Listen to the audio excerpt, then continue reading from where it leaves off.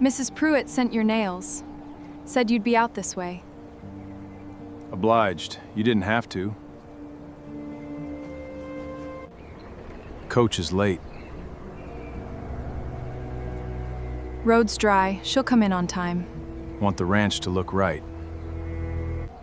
That's her dust now, coming up the road. How's my collar sit? Straight. I mended it true. Mr. Cole? It's farther than the letters said. It's good grass. You'll see. You'll want water after the road. Your nails, Mr. Cole. Obliged. You didn't have to. It was on my way. The stagecoach came in on a Thursday, and Ethan Cole stood at the depot in his good shirt with his hat turned in his hands, watching the dust down the road for a woman he had never met. He had sent for her by letter, a bride from 200 miles east, a stranger with tidy handwriting, coming to a ranch she had never seen, to marry a man she knew only from ink. And the whole time he waited, straining to see a face he wouldn't recognize, there was a woman standing quiet just behind his shoulder, close enough to touch, who had already chosen him without a word. Cora Halvorsen. Who had mended his torn collar 2 summers running? Who had cooked at his stove when the fever took his hired man? He never once looked at the one who was already there. Now let me take you back, because a heart that blind doesn't come by its blindness for no reason. And neither does a woman who learns to stand very straight while a whole town decides she is worth less than her father's empty cup. Cora Halvorsen was 4 years old when she crossed the ocean, and she remembered almost none of it except the cold and her mother's hand. Her people came from a green country far to the north, and they brought with them a soft way of speaking that never quite left Cora's tongue. When she was tired or frightened, the old words slipped out. Chiare, she would murmur to a spooked horse. Her mother was buried in the churchyard at Ash Hollow before Cora turned 12. Consumption, the doctor said. Cora had nursed her through the last of it. She had held her mother's hand and sung the old songs low, and when the breathing stopped, she did not cry out. She simply kept singing until the song was done, because it seemed wrong to leave it half finished. That was the kind of steadiness people mistook for coldness in her. Her father, Lars, was a gentle man and a weak one, and grief hollowed him out like rot in a fence post. After his wife died, he was a fine carpenter who drank, and then he was a drunk who had once been a carpenter, and the town of Ash Hollow, Nebraska, made its judgment the way small towns do, quietly, thoroughly, and with no appeal. By the summer of 1885, the judgment had passed down onto the daughter, as though it were an inheritance. Lars Halvorsen's girl, the one who came to the mercantile with a list and 3 coins and put 2 of them back. The one who took in mending and laundry, just level, just steady. A woman folks were used to seeing at the edges of things, useful and overlooked, like a good tool left out in the yard. She was 24 that summer, full-figured, with pale hair she kept braided and pinned, and a face that people forgot the moment she left the room, though not one of them could have told you a single unkind thing she had ever done. What they could tell you was that her father owed money at the saloon, that she had never been called on by a single young man in Ash Hollow, and at 24 was as good as a spinster, and that was a pity, but also, folks implied, about what you'd expect. None of them knew about the ledger she kept in her head, the exact debt her father owed, to the penny, the plan to pay it, mending by mending, so that when the old man finally drank himself into the churchyard beside her mother, he would go clean. It was the one thing she had left to give him, and she meant to give it. Ethan Cole did not judge her. That was the trouble. Ethan Cole did not think about her at all. His ranch sat 4 miles north of town, good grass and a decent barn, and a house his father had built and his father had died in. Ethan was 28, dark-haired, quiet, careful.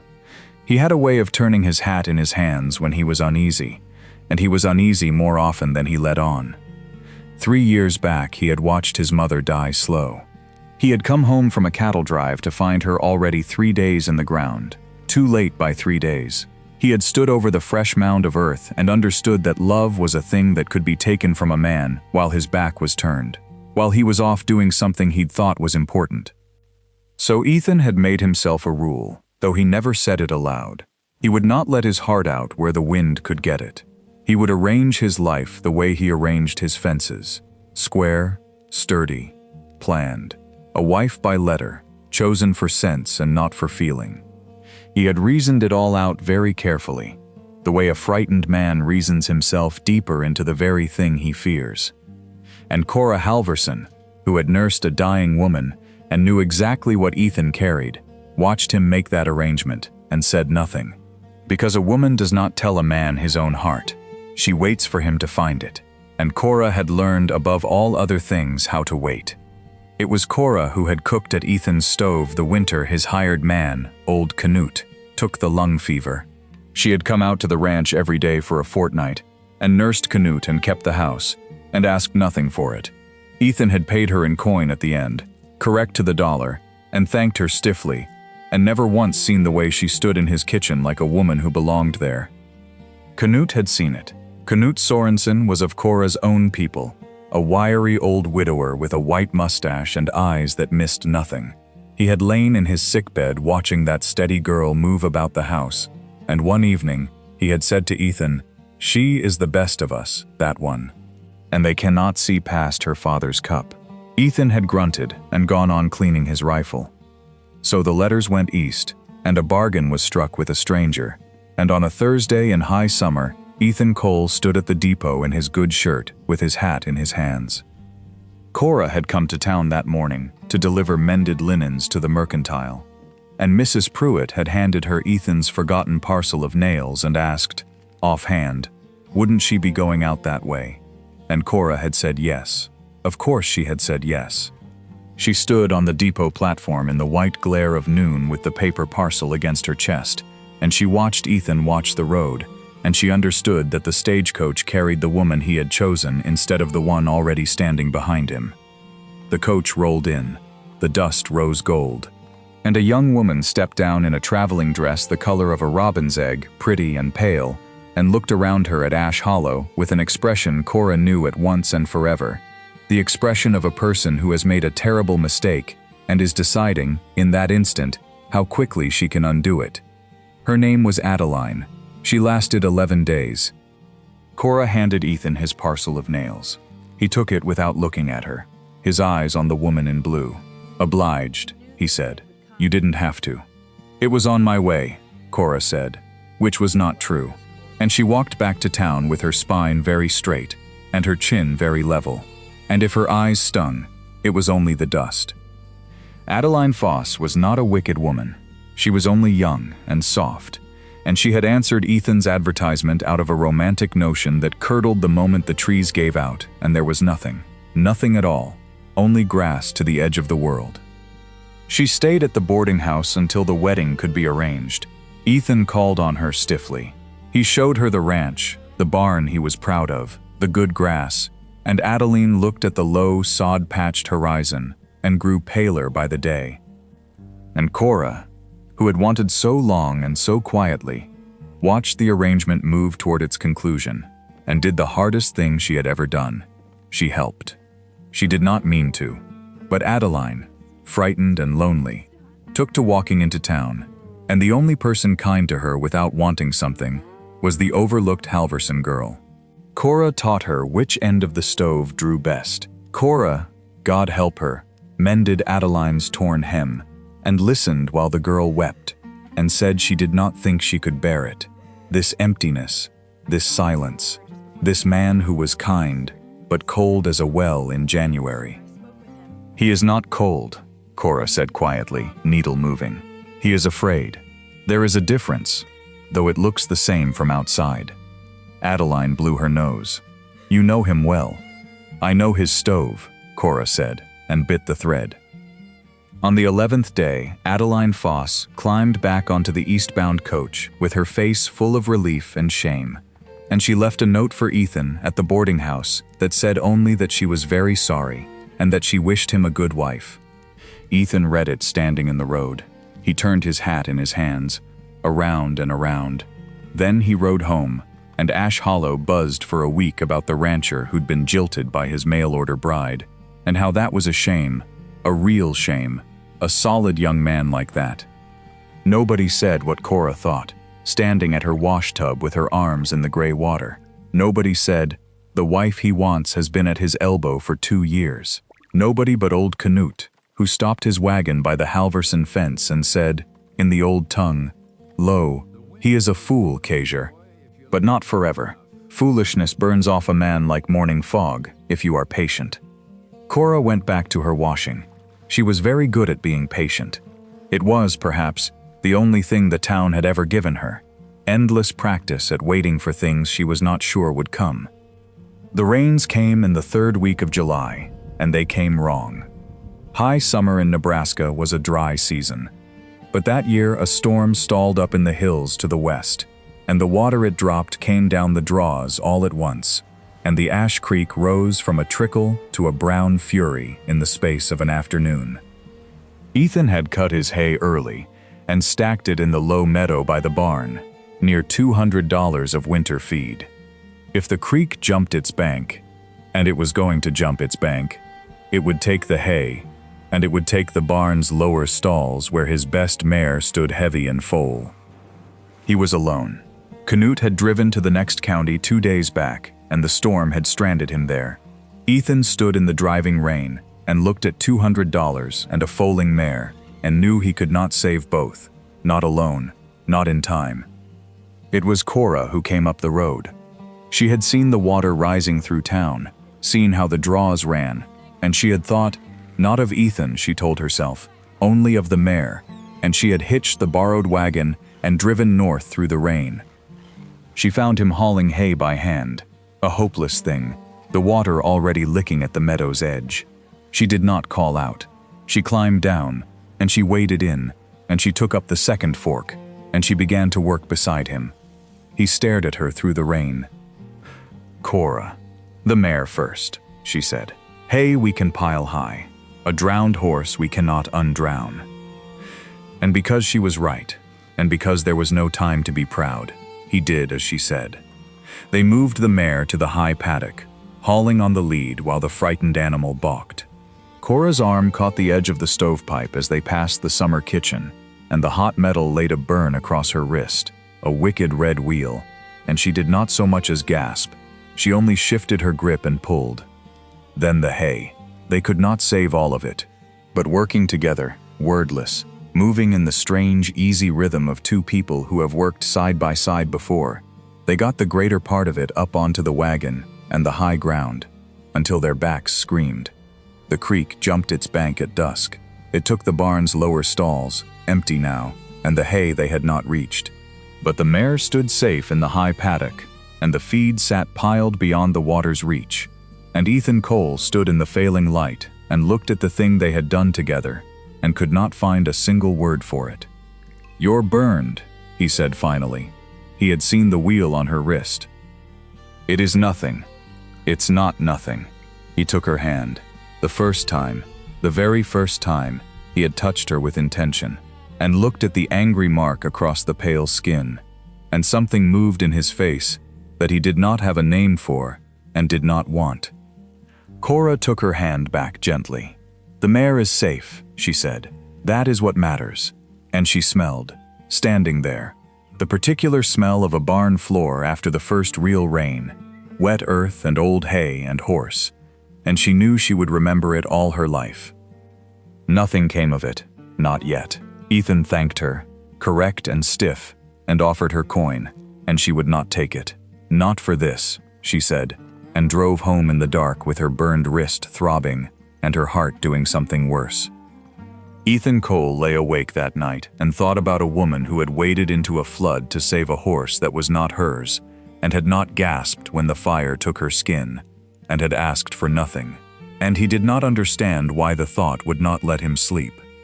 If this story is settling into your chest the way the good ones do, if you have known what it is to stand steady while nobody sees your worth, then stay with me to the end, because it turns, and it heals, and you will want to be there when it does. These stories take a great deal of care to make. Following along is the kindest way to keep them coming. Now, you would think a flood shared would soften a town's tongue. It did the opposite. Someone had seen Cora's wagon on the North Road in the storm. Someone had seen it still there at nightfall. And in a town like Ash Hollow, where a woman's reputation was the only property she truly owned, that was enough. It started small, a cooling at the mercantile, Mrs. Pruitt weighing out the flour with her mouth pinched. Then it was open, the Halvorsen girl alone at Cole's ranch till dark. Well, what did you expect? The father a drunkard, the mother in the ground these dozen years. It was in the blood, some said. Cora heard all of it. That was the cruelty of a small place. You were made to hear. She pressed her lips together instead of arguing, because she had learned long ago that arguing with gossip was like arguing with weather. It did not care. It only wanted somewhere to rain. But the mending began to come back to her less. A woman whose reputation was in question could not be trusted with your husband's shirts, apparently. And with the mending went the coins, and with the coins went the ledger in her head. The debt to the saloon, her father's clean name, the one gift she meant to give him. She watched the plan she had built so carefully come apart, thread by thread, over a rainstorm and a horse. The Reverend Josiah Pruitt was the one who made it official. He was not a wicked man either. Pruitt was a hard, upright, genuinely God-fearing man who had built the Ash Hollow congregation himself, and he believed, sincerely, that the health of a town lay in its virtue, and that virtue meant lines that did not blur. He had watched Lars Halvorsen drink away a good name, and decided the family was a stone in the shoe of the town's decency, and now the daughter had confirmed it. He came to the Halvorsen house himself. He stood in the low room with the sod-patched roof, and he told Cora, not unkindly, that her conduct had become a scandal, that she was no longer welcome to take the sacrament, and that for the good of the congregation, she should consider whether Ash Hollow was still the place for her. Cora stood very straight. Her father dozed in the corner, gone in drink, and the shame of that was its own separate wound with the Reverend's eyes upon it. "I saved a mare from drowning," she said quietly, "and a winter's hay. That is the whole of my sin, Reverend." "It is not the deed, Miss Halvorsen. It is the appearance, a woman's good name. Is the only thing your town has left me," Cora said, still quiet, still level, "and now you would take that too." Pruitt had the grace to look uncomfortable, but he did not bend. Hard men rarely do. It is the whole architecture of them. He told her he would pray for her, and left. And Cora stood a long while after the door closed, and did not cry, because her father might wake, and because she had run out of the belief that crying changed a single thing. Word of it reached Ethan by way of Canute, who had come back from the next county to a ranch full of talk. Canute told it plain. The town had turned on the girl. The Reverend had barred her from the sacrament. Folks were saying she should leave. Ethan set down his fork. "On account of the flood." "On account of you," Canute said. "She came for the mare. They punish her for the man." Then, in the old tongue, "She is the best of us, Ethan, and they cannot see past her father's cup, nor it seems can you." Ethan did not answer. He turned his hat around and around in his scarred hands. And he sat a long time after Canute had gone to bed, in the house where his mother had died while his back was turned, and he thought about a woman who had asked for nothing and was losing everything, for the crime of standing beside him in a storm. He went to town the next morning. He was not sure, riding in, what he meant to do. He was a careful man, and he had not planned this, and the not planning frightened him more than the flood had. He found the tail end of it in the churchyard. There was a small gathering after the Sunday service, and Cora was there, come to tend her mother's grave, barred from the sacrament but not, she had decided, from her own dead. She knelt at the low headstone with a handful of the wild coneflowers that grew along the ash straw, purple-pink, the flowers her mother had loved, and she was setting them against the stone when the Reverend's voice carried across the yard. He was speaking to a knot of parishioners, and he did not trouble to lower his voice, and what he said was that some among them made a mockery of the Sabbath, coming to worship at graves while barred from the table. Cora froze with the flowers half placed. Her back was to them. Ethan, dismounting at the gate, saw the whole of it. The kneeling woman, the flowers, the hard, righteous voice, the faces turning. And something in him that had been square and careful and afraid for 3 long years simply broke open. He walked into the churchyard. He was not a man who spoke in crowds, but he kept walking until he stood between Cora and the Reverend, and he took off his hat, and he held it still for once, at his side, and he said, loud enough to carry, "Reverend, that woman waded into a flood to save my mare and half my winter feed, and she took a burn to the arm doing it, and she'd not take a coin from me after. There's no man here would have done more and few that would have done as much." He let his eyes go around the yard. "You've all had a shirt off her needle, a meal off her hands when the fever went through. And now, because it rained, you'd run her out of the only town she's got." The yard was dead quiet. A meadowlark sang somewhere out in the grass, indifferent. Pruitt's face had gone stiff. "Mr. Cole, the matter is one of appearance." "Then let me fix the appearance," Ethan said. And here Cora felt her heart lift like a bird startled up out of grass, because she thought, God forgive her, she thought he was going to say it. Here, now, in front of them all. He did not. "She was at my ranch on an errand of Christian mercy," Ethan said, "and any man says otherwise says it to me. She's an honest woman, and I'll not stand by while a churchyard full of Christians decides she isn't." He put his hat back on. "That's all I came to say. It was a brave thing, the bravest thing he had ever done." But Cora, rising to her feet, understood something in that moment that sat cold beneath the warmth of it. He had defended a principle. He had not defended a heart. He had not said mine. He had said honest, and he had said woman, and he had not said the one word that would have changed everything, because that word still lived behind the fence he had built 3 years ago at his mother's grave. And even now, even here, he could not quite let it out where the wind might take it. Cora thanked him, level, steady, dignified to the last. "That was kindly done, Mr. Cole," she said, and the mister landed on him like a small cold stone, and she did not know she had thrown it, and he did not know why it hurt. She walked out of the churchyard with her back straight, and the last of the cornflowers still in her hand, and the Reverend Pruitt watched the rancher's face, and saw exactly what the rancher himself did not yet know. Pruitt was not finished, and this is where a lesser story would have made him a villain. He came to Ethan 2 days later, and sat his horse at the fence, and made his argument, and it was a reasonable argument. He said that Ethan had spoken nobly but foolishly, that the girl's father was a debtor and a drunk, that the debt would fall on whatever man took her, that a marriage begun in scandal was a hard road for any young rancher. He said it not from cruelty, but from a misguided care. "I buried your mother, Ethan," he said. "I'd not see you burden your life. There are cleaner matches." And the terrible thing was that some frightened, careful, 3 years walled part of Ethan agreed with him. So Ethan did the coward's thing. He drew back. He told himself Pruitt was right, that a sensible man did not marry into debt and scandal and grief.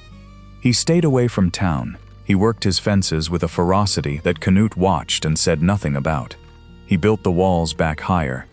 And Cora, who had felt the door open a crack in that churchyard, felt it swing quietly shut again, and she was not surprised, because she had learned not to hope too loud.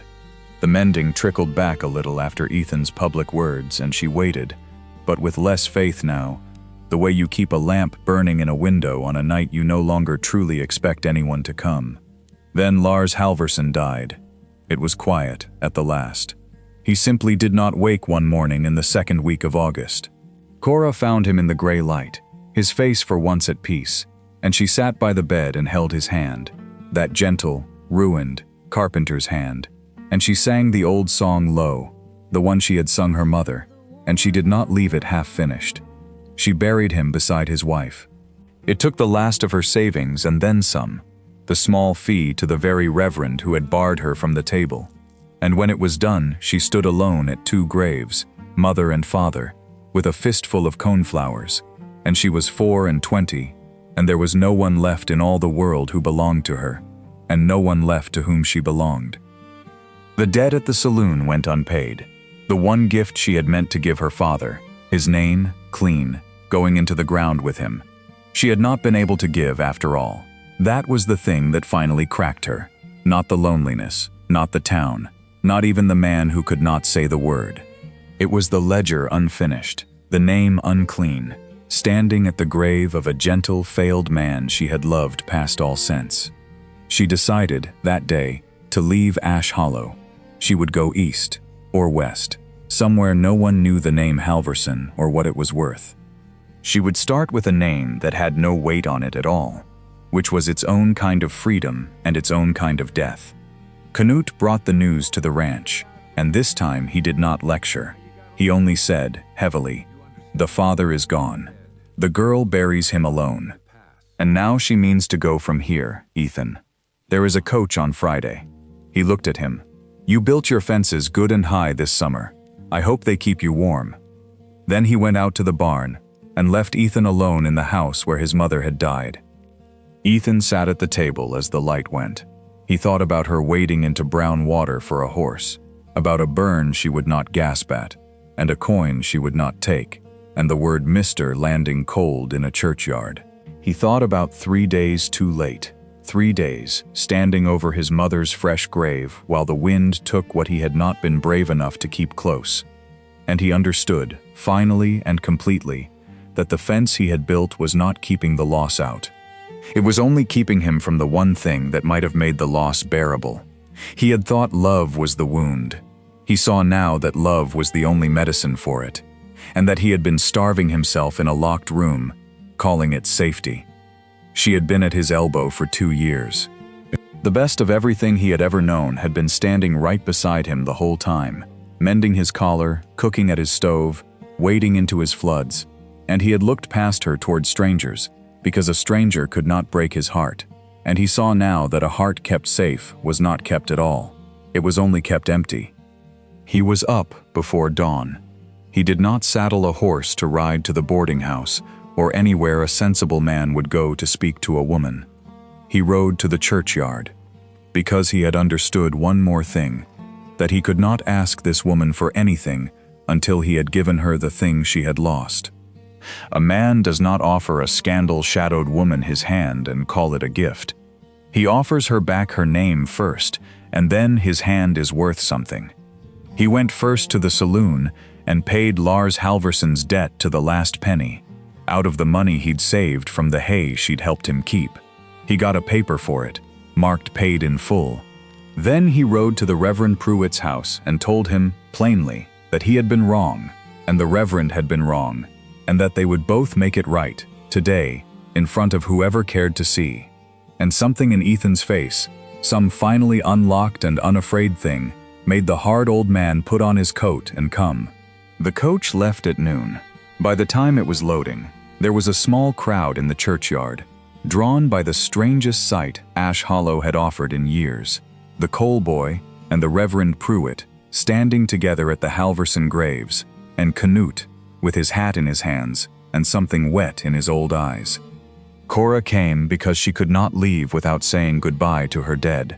She walked up through the churchyard with her carpetbag in one hand and a last handful of coneflowers in the other, and she stopped cold at the sight of them all gathered at her mother's stone, and her steady heart clenched, because she thought that they had come to see her off with one final judgment. Ethan turned. He had his hat in his hands. He turned it once, around, and then he made himself hold it still. "Cora," he said, "not Miss Halvorsen, not the girl. Her name, plain, in front of them all." He held out the paper.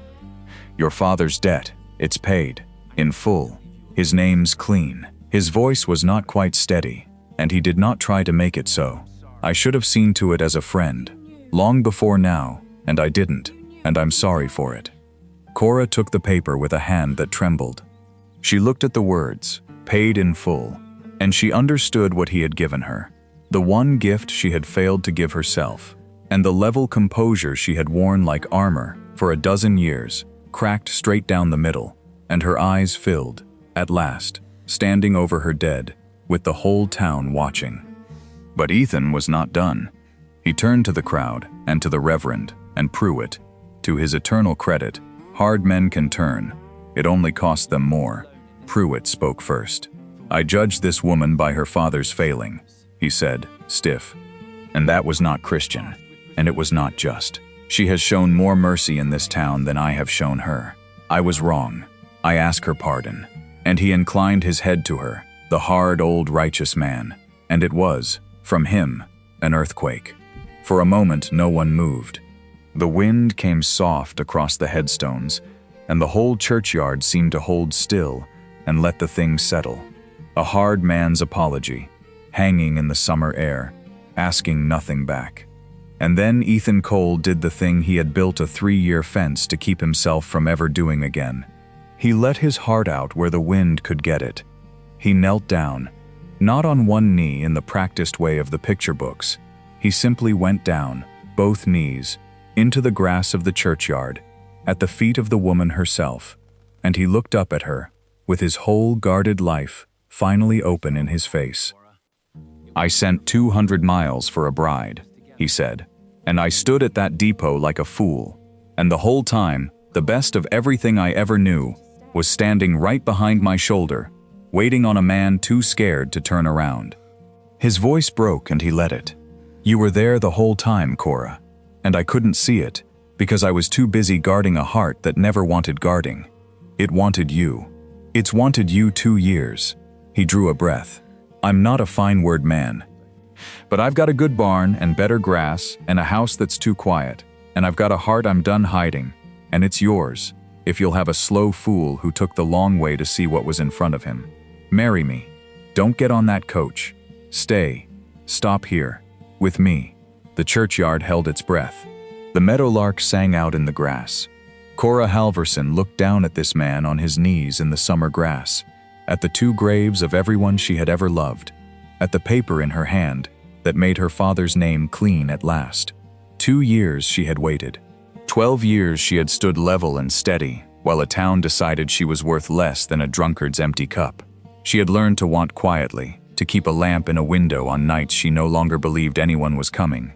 And here, at last, someone had come. Not for the woman in blue, not for a stranger's tidy handwriting, for her.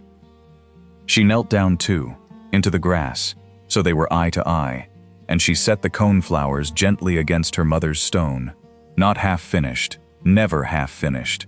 And she took his scarred, rope-burned working hand in both of hers, and she pressed her lips together, not to hold back an argument this time, but to hold, one moment more, the fullness of a thing she had waited a lifetime to say. Ja, she whispered, in the old tongue and the new both. Yes, Kjar, yes. And that is the whole of it, or nearly. They were married in that same churchyard 3 weeks later, by that same hard reverend.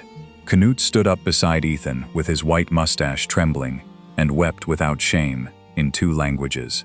The town came, and Mrs. Pruitt from the mercantile cried into her handkerchief and swore she'd always known that Halvorsen girl was a good one, which was a lie, and which everyone forgave, because forgiving small lies is how a town heals. Cora Cole tended 3 graves after that, all her life, her mother's, her father's, and old Knut's, who came to live out his days warm in a house that was no longer too quiet, and who told anyone who'd listen he'd seen it coming from a sickbed one winter, watching a steady girl move about a kitchen like she belonged there. She wore the coneflowers in her hair the day she married, and every summer after, when the first rain came and she caught that smell off the barn floor, wet earth and old hay and horse, she would stop whatever she was doing and stand still a moment, and Ethan, if he was near, would come and stand beside her, close, the way he should have from the start. Because the truth of it, the truth she had known all along and he had taken the long, hard road to learn, is that the thing you spend your life searching the far horizon for is so often the thing standing quiet at your own shoulder, waiting for you to simply turn your head. The best of everything is rarely 200 miles away by coach. It is usually right beside you, and it is usually patient, and it asks only to be seen, and chosen, and given somewhere at last to stop. These stories are made with love, and with a great deal of care for every soul in them. If this one stayed with you, if it warmed some quiet corner, or eased some old ache, subscribe and stay a while. That is all I ask.